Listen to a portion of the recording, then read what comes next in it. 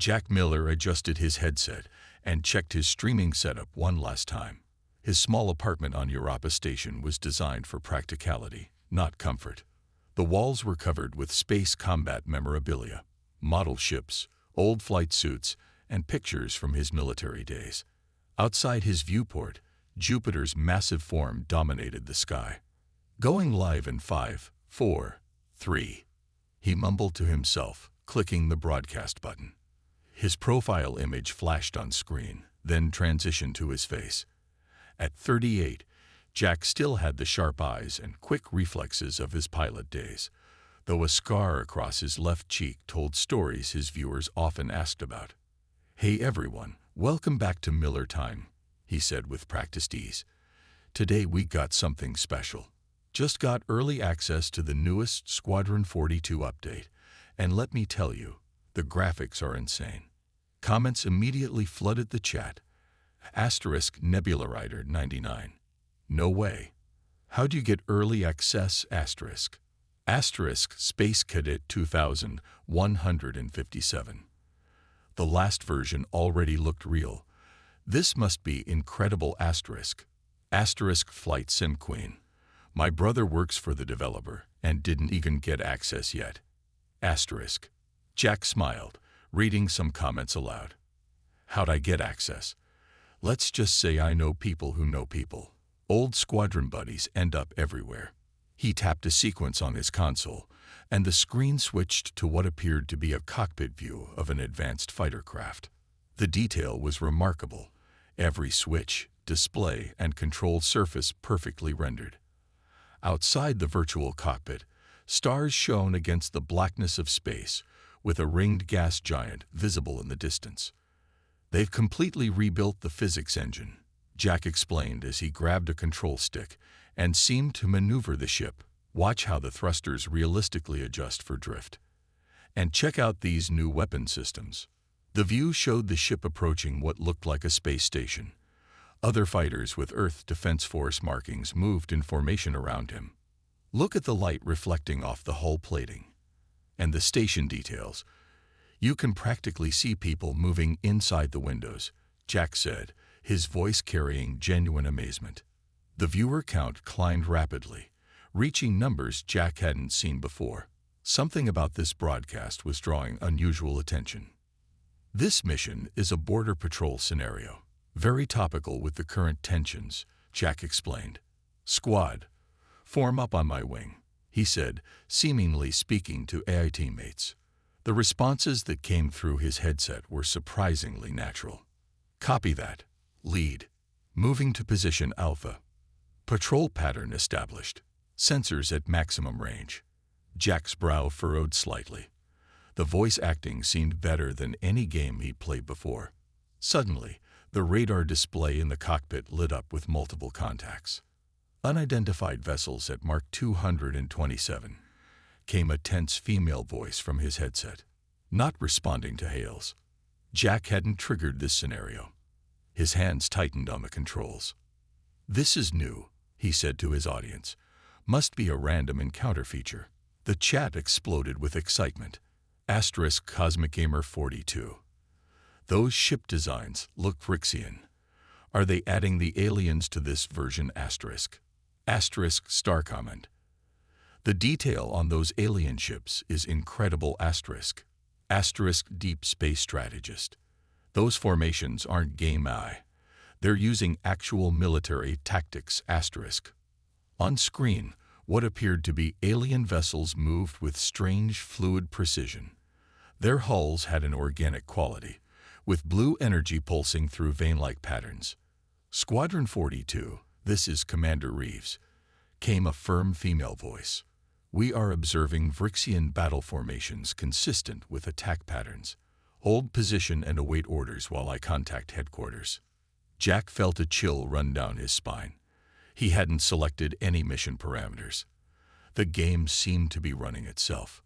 "Guys, I'm not controlling this scenario," he said quietly. "I think something's wrong with my..." A proximity alarm blared. On screen, the alien ships accelerated toward the human formation. "Defensive positions. They're powering weapons," shouted the commander's voice. Jack's hands moved automatically to the controls, muscle memory from his real combat days taking over. As the first energy blasts lit up the screen, his viewer count hit 1 million, a record for gaming streams. But deep down, Jack was beginning to suspect this wasn't a game at all. Commander Samantha Reeves stood on the bridge of the EDF Valiant, her posture rigid as she studied the star map.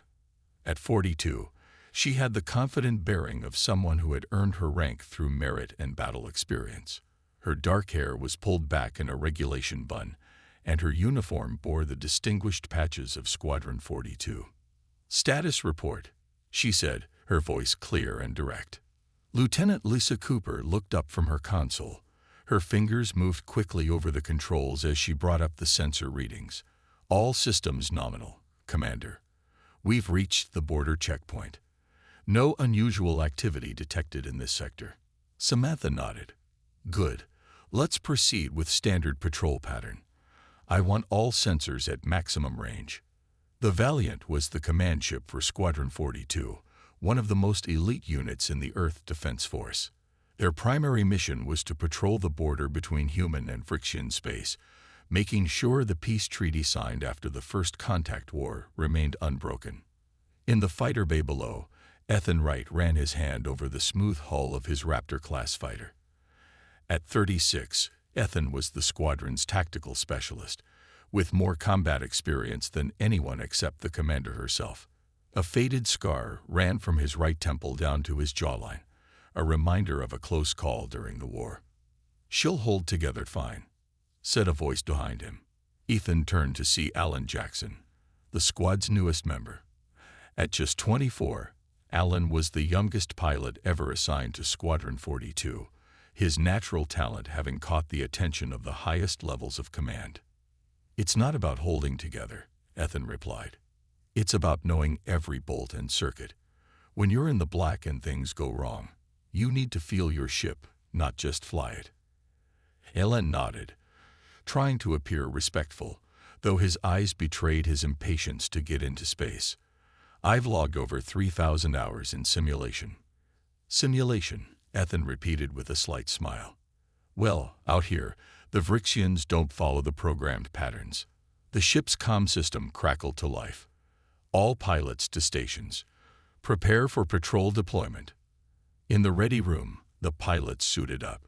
Besides Ethan and Alan, there was Lisa Cooper, who doubled as both a fighter pilot and the squadron's sensor specialist. The fourth member was Carlos Diaz, the weapons expert whose aim was legendary throughout the fleet. Commander Reeves entered, and everyone stood at attention.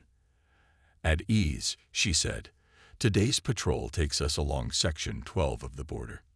Intelligence reports suggest increased Vrixian activity in neighboring sectors. Our job is observation only. We document, we report, and we do not engage unless absolutely necessary. Is that clear?" "Yes, Commander," they responded in unison. "Jackson," she added, looking directly at Alan, "you'll fly wing position with Wright. Follow his lead and don't get creative." Alan nodded. "Understood, Commander." 20 minutes later, the 4 fighters of Squadron 42 launched from the Valiant. Their ships were the newest model Raptor-class fighters, sleek and deadly, equipped with both human and reverse-engineered Vrixian technology. They formed up in standard patrol formation and accelerated toward the border. The vast emptiness of space surrounded them, broken only by distant stars and the occasional asteroid. "Stay sharp," Samantha's voice came through their comms. "We're approaching the Tav City checkpoint." The pilots acknowledged and adjusted their course. For nearly an hour, they patrolled in silence, sensors sweeping the darkness for any sign of activity. "Commander," he said, checking his readings twice, "I'm detecting unusual energy fluctuations at coordinates 227 Mark 45. "Confirmed," Lisa added. "Definitely not natural. Pattern suggests Vrixian power signatures, but they're different somehow." Samantha frowned. "Change course to investigate, but maintain safe distance. Weapons on standby only." The squadron altered course toward the anomaly. As they drew closer, their sensors began to provide more detail. Multiple vessels, Lisa reported, her voice tense. They're using some kind of stealth technology we haven't seen before. That's why they appeared as energy fluctuations at first. On their displays, the outlines of ships began to take shape. The designs were unmistakably Phyrexian, organic-looking hulls with glowing blue energy patterns flowing through them like veins. I count at least 12 vessels, Ethan said, including what appears to be a capital ship. This isn't a patrol, it's a battle group. Why would they bring a battle group to an uninhabited system? Alan asked. As if in answer to his question, the sensors detected a massive power buildup from the Phyrexian capital ship. Evasive maneuvers, Samantha ordered, and send everything we're seeing back to EDF headquarters. Alan Jackson's fighter drifted slightly closer to the Phyrexian ships than ordered. His curiosity overwhelmed his caution as he tried to get better sensor readings of the alien vessels. The Phyrexian ships were unlike anything in the training manuals.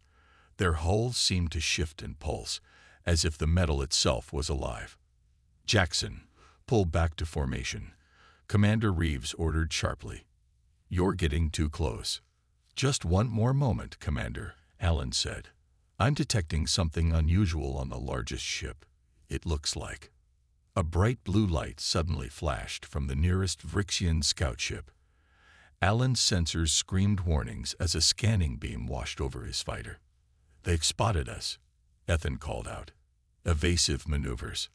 The Phyrexian ships turned in unison, their movements fluid and coordinated like a school of fish. Blue energy built up along their hulls as weapon systems charge. Squadron 42, we've been compromised, Commander Reeves said, her voice steady despite the danger. Fall back to defensive position Delta. Lisa, make sure all our sensor data is transmitting back to headquarters. Lisa's fingers flew across her controls. Transmitting now, Commander. But they're trying to jam our signals. The first energy blast from a Phyrexian cruiser streaked past Ethan's fighter, missing by meters. The space around them lit up as more alien weapons fired. Commander Reeves faced a critical decision. Standard protocol demanded they retreat and report.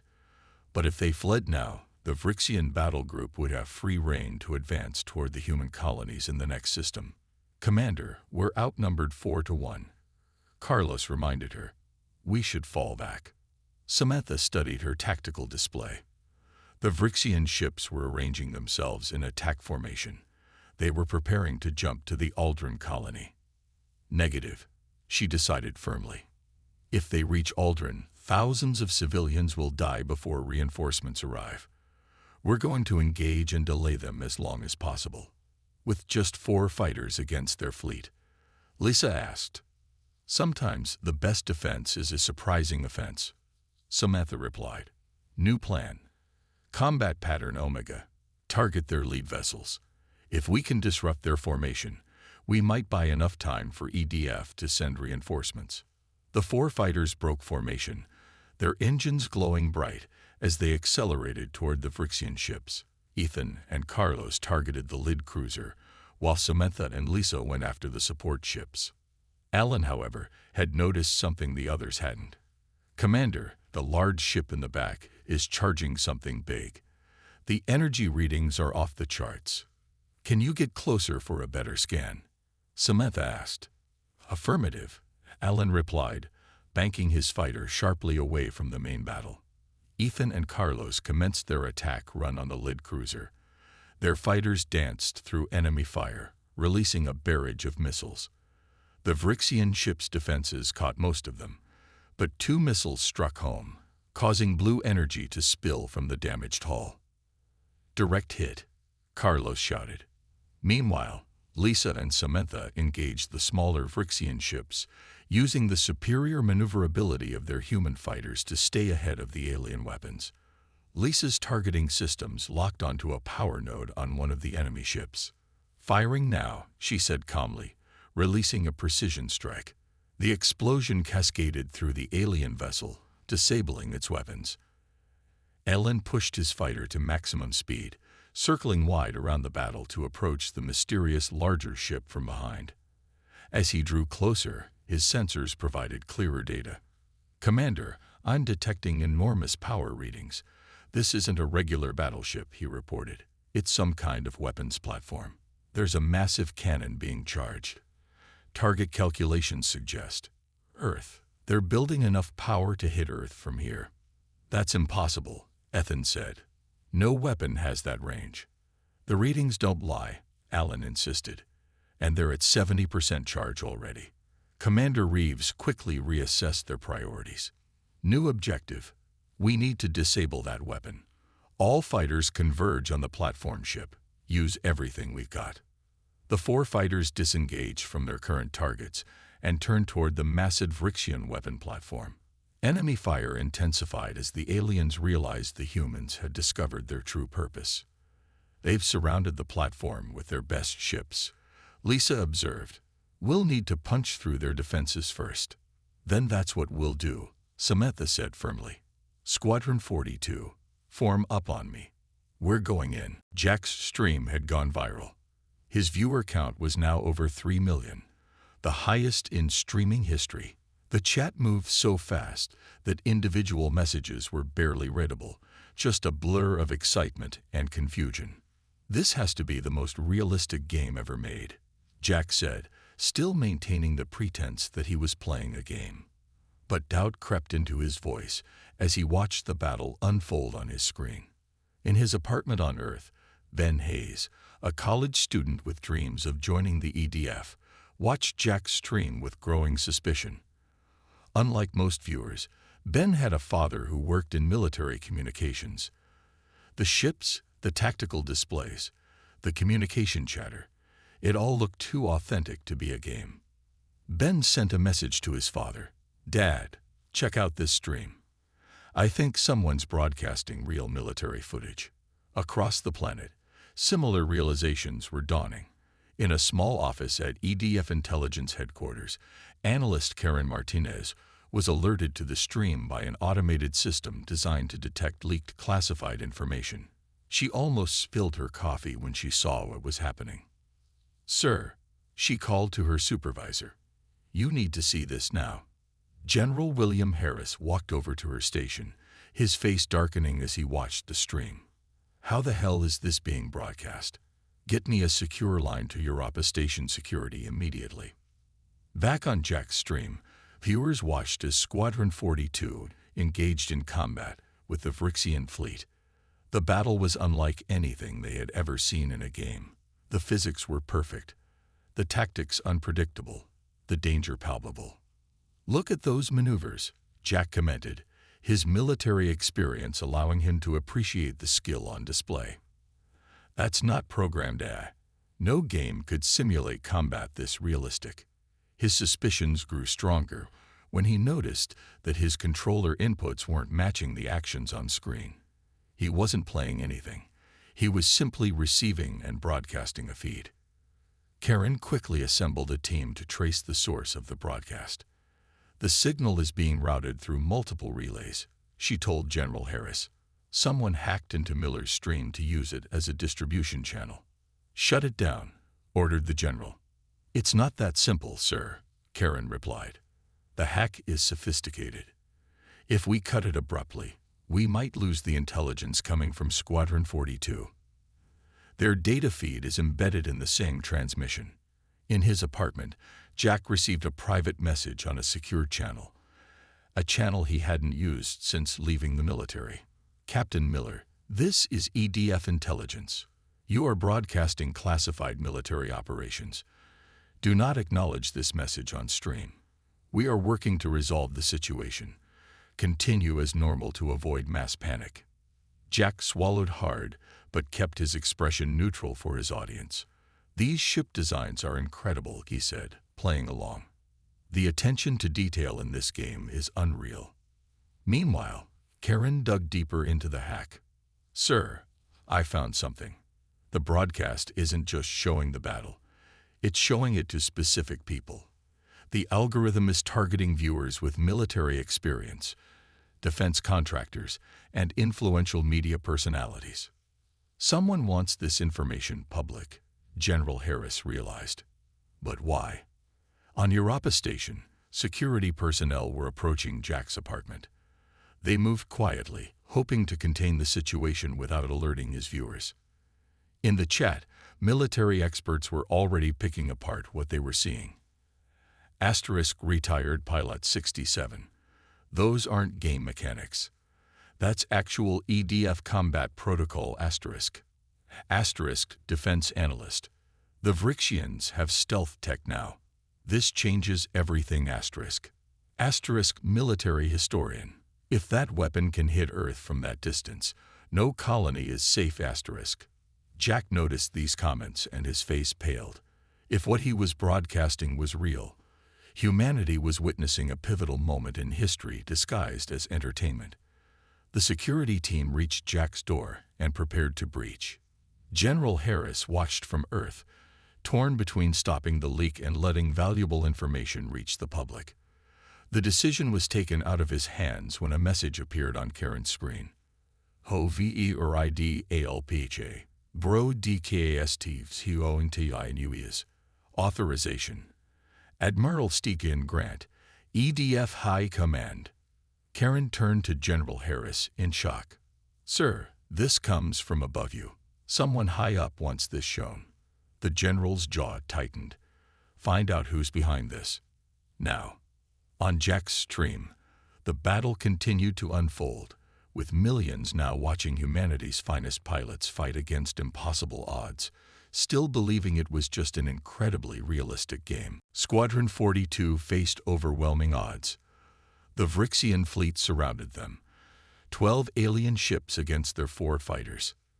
The massive weapon platform continued charging its planet-killer weapon, now at 85%. We need a plan, Lisa said, her voice steady despite the danger. Direct assault won't work. Commander Reeves studied the tactical display. The asteroid field at coordinates 115. We can use it for cover and to break up their formation. The 4 fighters changed course, heading toward a dense field of space rocks. The Vrixian ships followed, their organic-looking hulls glowing brighter as they charged weapons. They're faster in open space, but our fighters are more maneuverable, Ethan said. We can use that. Inside the asteroid field, Squadron 42 split into pairs. Samantha and Lisa took the left flank, while Ethan and Alan took the right. The Vrixian ships slowed as they entered the field, their large size making navigation difficult. Now, Commander Reeves ordered.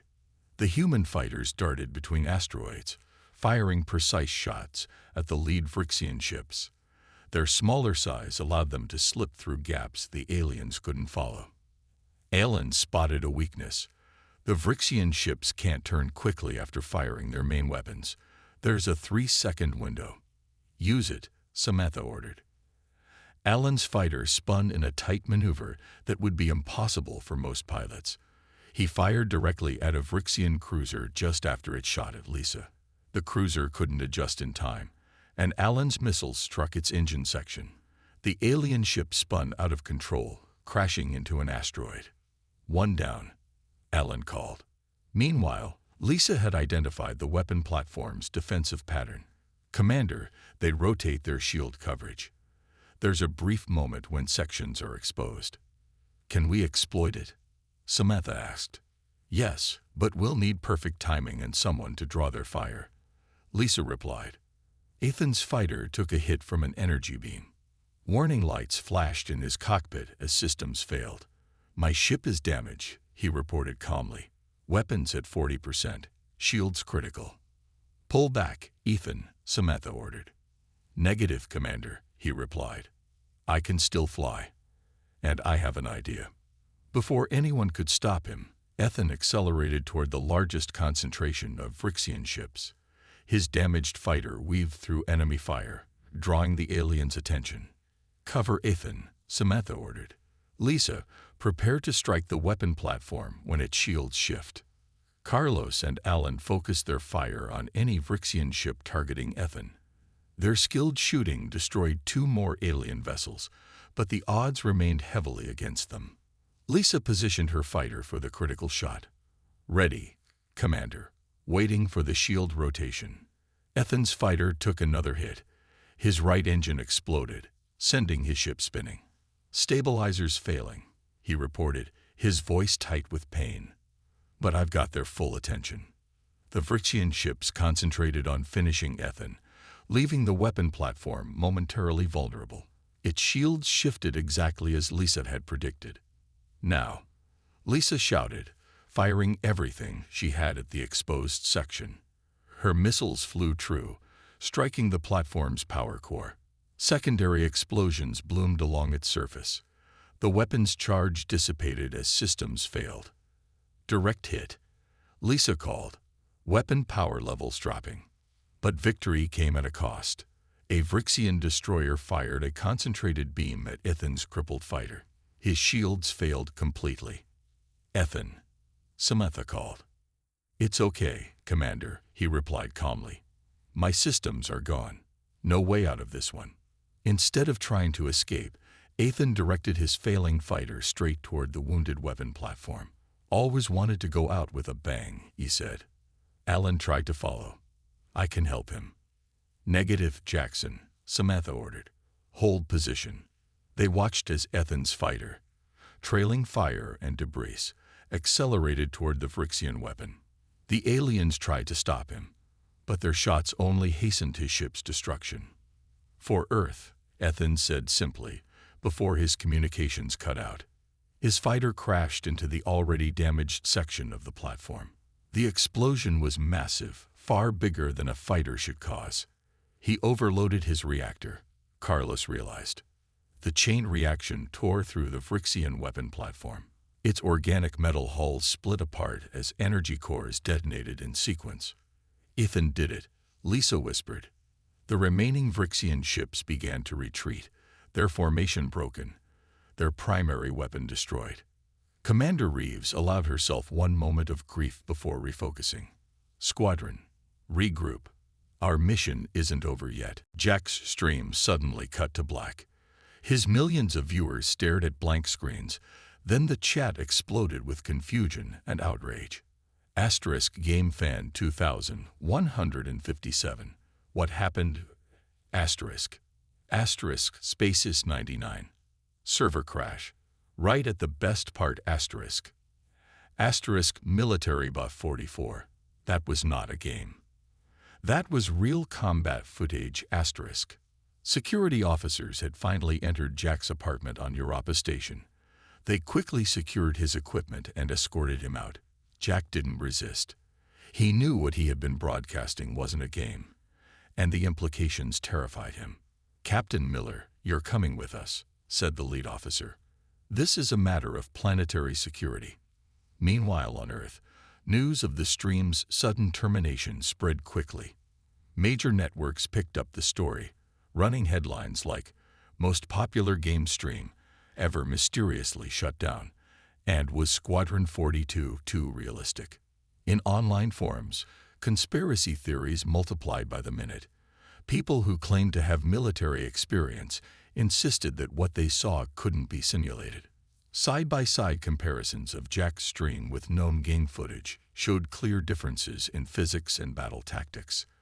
At EDF headquarters, General Harris faced a storm of questions from his superiors. "The leak has been contained," he reported. "Miller is in custody, and the broadcast has been terminated." Admiral Grant, who had authorized the continued broadcast, looked unimpressed. "The damage is already done, General. Millions saw that footage." "With respect, sir, why did you allow it to continue?" Harris asked. "Because certain factions within our government wanted to hide the Vryxian threat," Admiral Grant replied. "They believe appeasing the aliens is our best option." "I disagree. The public deserves to know what we're facing." Karen Martinez worked tirelessly to trace the source of the hack. Her team had narrowed it down to an AI system designed to monitor military communications. It appears the AI determined that the Vryxian weapon posed an existential threat to Earth, she explained. It bypassed security protocols based on emergency override directives. An AI decided to leak classified information. General Harris asked incredulously. Not exactly, sir, Karen clarified. The AI was programmed to ensure critical threats weren't concealed from the public.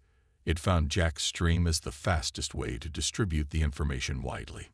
The debate over the leak continued, but public opinion had already formed. Hashtags like hashtag Squadron Heroes and hashtag RealLutGame trended worldwide. People demanded to know if Earth was truly under threat. On social media, supporters rallied behind Jack Miller. They saw him as an unwitting whistleblower who had exposed a government cover-up. His previous streams were analyzed for any hints that he might have been involved in military intelligence. Ben Hayes, the college student who had first alerted his military father about the stream, became an overnight sensation when he posted a detailed analysis of why the footage couldn't be from a game. His post was shared millions of times, adding credibility to the theories. In response to growing pressure, the EDF issued a carefully worded statement. We are investigating reports of unauthorized access to military communication systems. We cannot confirm the authenticity of the recently broadcast footage at this time. This vague response only fueled more speculation. Recruitment for the Earth Defense Force suddenly spiked, with young people inspired by what they had seen in the stream.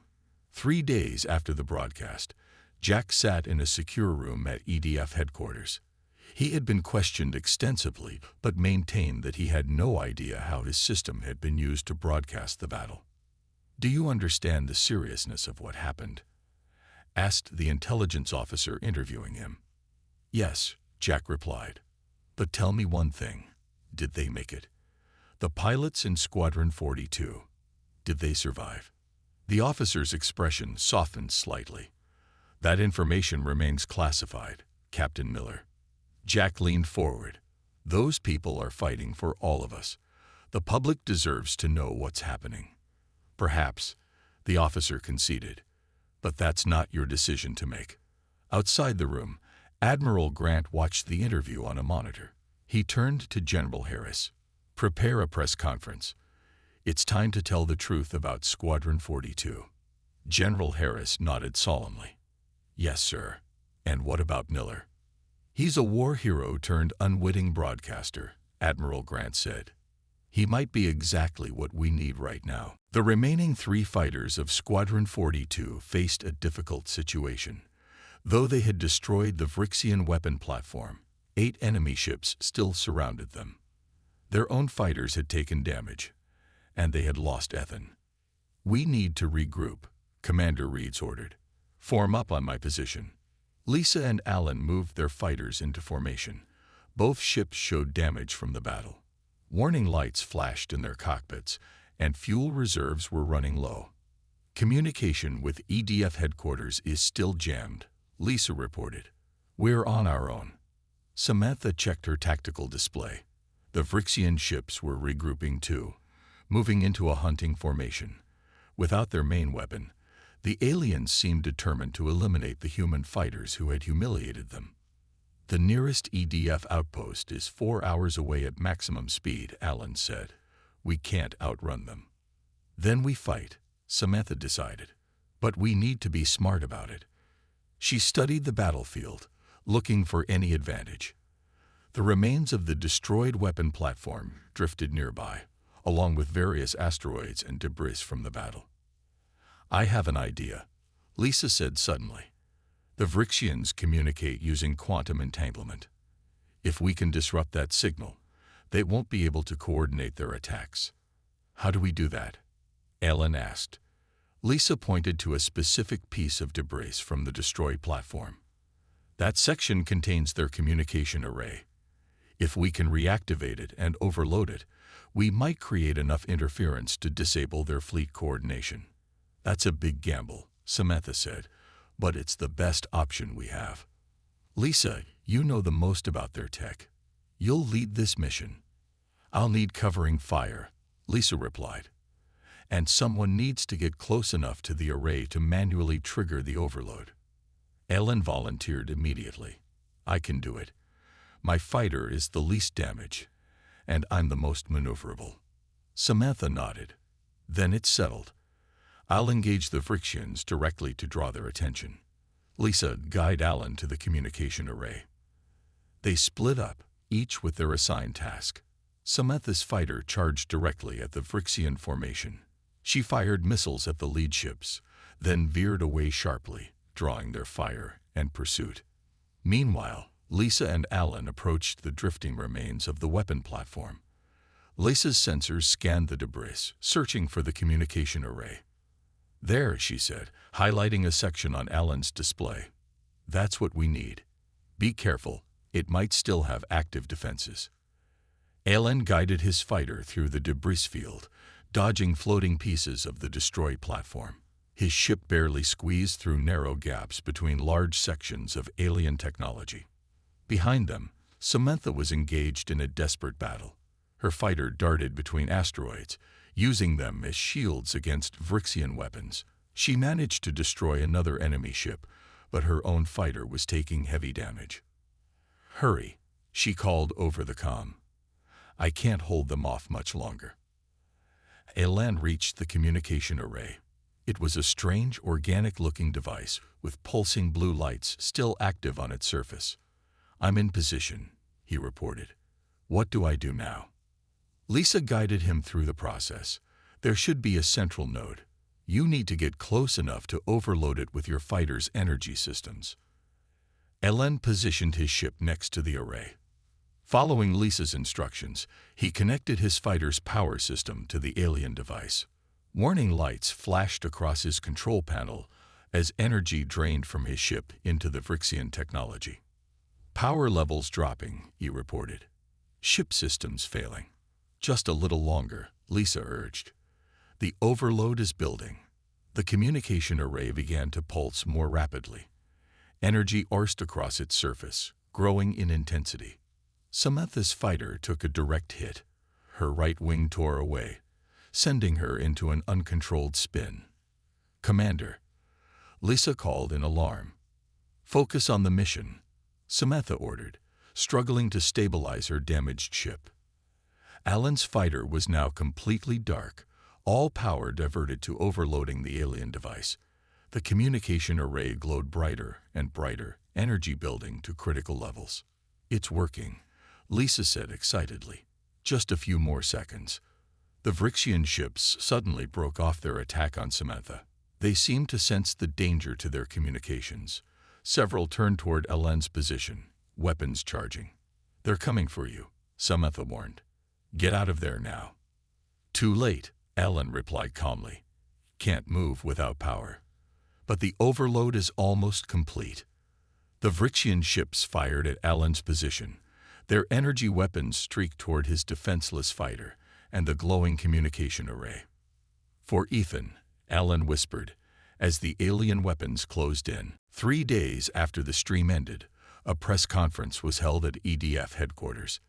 News outlets from across Earth and the colonies gathered, eager to hear the official statement about what many now called the Squadron 42 incident. General Harris stepped up to the podium first. Thank you all for coming. Today, we will address the footage that was broadcast 3 days ago during what appeared to be a gaming stream. Cameras flashed as he continued. After careful consideration, and in the interest of transparency, we can now confirm that what viewers witnessed was not a video game. It was actual combat footage from a classified operation. The room erupted with questions. General Harris raised his hands for silence. Please, let me continue. The footage showed Squadron 42, an elite unit of the Earth Defense Force, engaging a Phyrexian battle group that was preparing to test a long-range weapon capable of striking Earth from the outer colonies. Screens behind him displayed official images of Squadron 42's fighters, along with data about the Phyrexian threat. Due to the brave actions of Squadron 42, the weapon was destroyed before it could be used. However, this victory came at a significant cost. The general's voice grew solemn. Lieutenant Ethan Wright sacrificed his life to destroy the Phyrexian weapon platform. His courage saved countless lives, and he will be posthumously awarded the Star of Valor, our highest military honor.